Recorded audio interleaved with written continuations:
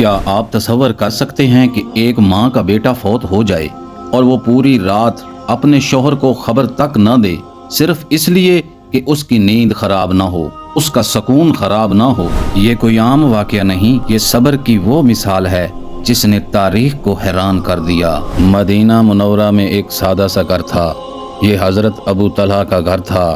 ان کا ایک ننھا منا بچہ تھا جو ان کی آنکھوں کا تارا تھا، مگر وہ شدید بیمار تھا۔ جب ایک صبح حضرت ابو طلحہ جہاد میں جانے لگے تو بچے نے کمزور آواز میں کہا، ابا جان واپس جلدی آئیے گا۔ انہوں نے محبت سے بیٹے کے سر پہ ہاتھ پھیرا اور کہا، ضرور بیٹا، میں جلدی آ جاؤں گا۔ اور پھر وہ روانہ ہو گئے۔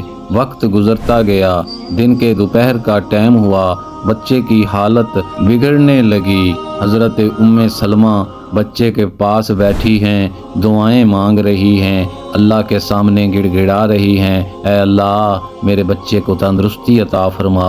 مگر میرے رب کو کچھ اور ہی منظور تھا۔ جب شام ہوئی تو بچہ اپنے خالق حقیقی سے جا ملا۔ حضرت ام سلمہ رضی اللہ عنہ نے اپنے بچے کو غسل دیا، اچھے سے نہلایا اور نہلا کر ایک کمرے میں اسے لٹا دیا اور کمرے کا دروازہ بند کر دیا۔ پھر وہ اپنے گھر کو سجانے لگی، کیونکہ اس رات حضرت ابو طلحہ نے واپس آنا تھا۔ وہ چاہتی تھی کہ انہیں اس بات کا پتہ نہ چلے، کیونکہ ان کی نیند، ان کا سکون نہ خراب ہو۔